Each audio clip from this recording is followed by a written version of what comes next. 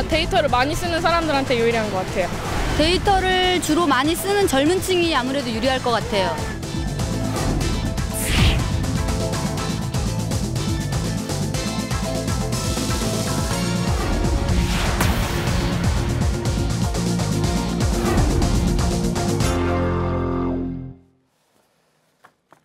예, 이동통신 3사가 모두 데이터 중심 요금제를 내놓은 지 일주일이 지났습니다. 그런데 소비자들의 혼란이 여전한 것 같습니다. 이게 나에게 유리한 제도인지 또 이제 통신비 부담이 좀 줄어드는 건지 저희 팩트체크팀에 알아봐달라는 시청자의 요청들도 굉장히 많이 들어왔는데요.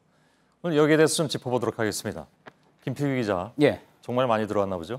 예, 그렇습니다. 예, 정부 여당에서는 이번 조치에 대해서 상당히 고무적으로 평가하고 있는 것 같습니다. 예, 그렇습니다. 일단 데이터 중심 요금제 출시 발표 이후에 여당에서 나온 이야기부터 들어보시죠. 예, 예. 생계를 위해 음성통화가 많은 약 300만 명이 혜택을 보고 최대 약 7천억 원을 절감할 수 있을 것으로 무약정으로 높은 요금을 부담해온 230만 명에게 연간 약 3,600억 원의 통신비 절감 혜택이 예상됩니다. 예. 예, 이렇게 합쳐서요. 가계 통신비가 약 1조 원 정도 절감될 거란 이야기였는데요. 엄청난 액수인데요. 예. 예. 최양희 미래부 장관도요. 인터뷰에서 업체들 간의 경쟁을 촉발시켜서 가계 통신비 부담을 줄일 획기적인 이정표가 될 거로 기대한다. 이렇게 자평을 했습니다. 그 말이 과연 맞느냐가 오늘 중심이 되지 않겠습니까? 팩트체크에. 예. 예. 그래서 그 데이터 중심제라는 용어. 예. 무슨 이거부터 약간 좀 헷갈린다는 분들이 좀 있습니다. 그럼 왜 그럴까요? 앞서 시민 인터뷰에서도 보셨듯이요. 데이터 중심 요금제가 이제 도입이 된다라고 이야기를 하니까 예. 그러면은 앞으로 데이터를 좀 싸게 쓸 수 있게 되는 거냐 뭐 이런 기대감도 나왔습니다.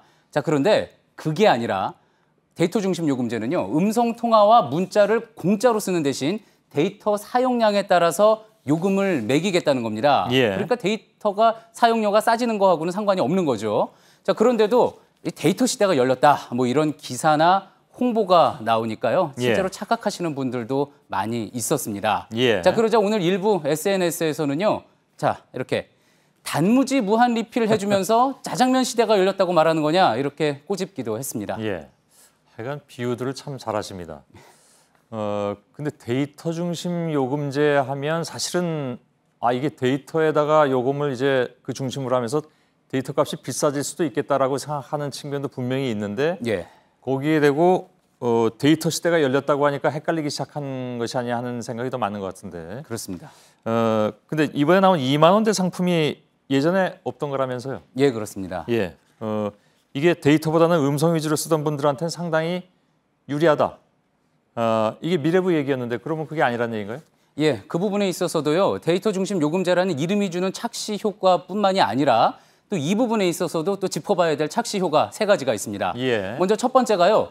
2만 원대 요금제라고는 하지만 부가세까지 합치면은 사실상 3만 원대 요금이라는 점이고요. 예. 또 기존에는 몇 년 동안 이렇게 쓰겠다 약정을 걸면은 기본적으로 할인을 더 해주는 게 있었는데 그게 없어졌습니다. 예. 그 없어진 점을 감안하면은 기존 요금제와 별 차이가 없다는 점이 또 있고요. 마지막으로 이 요금제로 옮겨갔을 경우에 한 달에 쓸 수 있는 데이터량이 300메가바이트에 불과하다는 점, 이 점도 잘 따져봐야 하는 부분입니다. 예. 300메가바이트라면 되게 예를 들면 어느 정도 되는 겁니까? 국내 LTE 가입자들이요. 한 달에 평균적으로 쓰는 데이터 사용량이 2.7기가바이트입니다. 기가바이트. 예. 자, 이런 사용 습관으로 사나흘 동안 쓴다 그러면은 지금 보시는 것처럼 300메가바이트 훌쩍 넘게 되고요. 한 3일 정도 쓰면 300메가바이트 넘어버린다. 그렇습니다. 예. 자, 그리고 저희 JTBC 사이트에 들어가서 팩트 체크를 다시 보고 싶다 하셨을 때 저화질로 다시 본다고 하더라도요. 2.5회, 그러니까 두세 번밖에 못 본다는 이야기입니다. 예. 자, 그러니 웬만한 가입자는 이 서비스로 전환을 하면 안 되는 거죠. 미래부에서는요.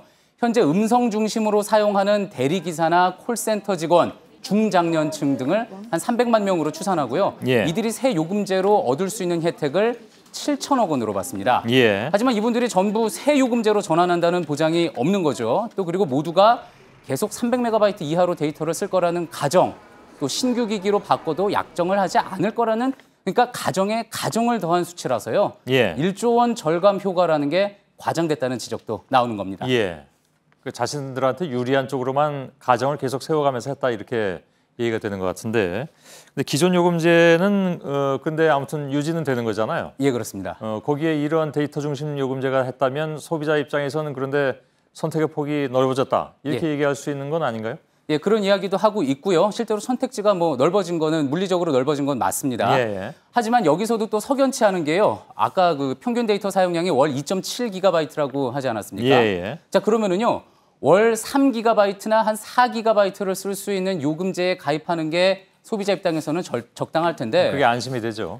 예, 어찌된 일인지 이 현재 새 요금제를 보면은 2기가에서 한 6기가 요금제, 이 사이에 있는 요금제가 대부분 뻥 뚫려 있습니다. 예. 자, 그러니까 결국 이 통사들이 새로운 요금제 내놓으면서 자신들이 손해를 보지 않게 만졌다, 구성을 했다 이런 의혹이 나올 수 있는 대목인 거죠. 3, 4, 5GB대로 쓰는 사람들은 돈을 많이 내야 되는 그런 상황이 되니까 그렇습니다. 사실 별로 손해 볼 게 없다. 그러니까 근데 가계 통신비 절감 효과가 1조 원까지는 물론 그거는 좀 유리하게 가정을 해서 그런 숫자가 나왔다고 아까 얘기는 했습니다만은 예. 만일에 그 돈까지 아니라 하더라도 예. 상당 부분 절감할 수 있는 것이라면 그건 그 대신 이 통사가 대신 부담해야 되는 거 아닌가요? 그렇게 생각해 보는 게 당연한 거겠죠. 예. 그런데 시장에서 반응은 달랐습니다. 이번 요금제 출시와 맞물려서 나온 증권사 애널리스트 보고서들을 보면은요. 자, 이렇습니다. 기존 음성 수익은 좀 줄겠지만 월 청구 금액은 그만큼 늘어날 거다. 그러니까 데이터 중심 요금제는 이동통신사의 긍정적인 요인이다. 이렇게 전망을 하고 있습니다. 예. 실제 지난 10년간 이동통신사의 수익 구조를 살펴보면은요. 음성 대 데이터의 비중이 8대2. 그러니까 음성이 8이고 데이터가 2 정도였던 건데요. 이게 10년 사이에 무려 3대7로 완전히 역전이 됐습니다. 예. 앞으로 이런 추세는 더 심해질 거기 때문에요. 데이터 중심 요금제로 전환하는 게 전 세계적인 지금 트렌드이기도 합니다. 이런 업체들이 예. 다 그렇게 출시를 했고요. 이 부분에 대한 전문가 이야기 들어봤습니다. 이게 정부가 지금 당정협의하면서 효과가 되게 많다 그렇게 얘기를 하는데 이게 자칫하면 통신사들이 수익도 줄지 않으면서 그 생색만 낼 수 있는 그런 요금제가 될 수도 있거든요. 예.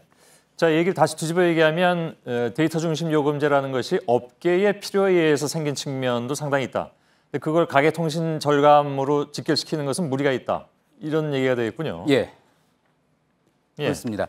자, 그래서 이게 왜 이렇게 이 부분이 부각이 됐는지도 한번 살펴볼 필요가 있는데요. 그 부분은 이제 지난 대선 당시로 좀 거슬러 올라가 볼 필요가 있습니다. 예. 당시에 공약집을 보면은요.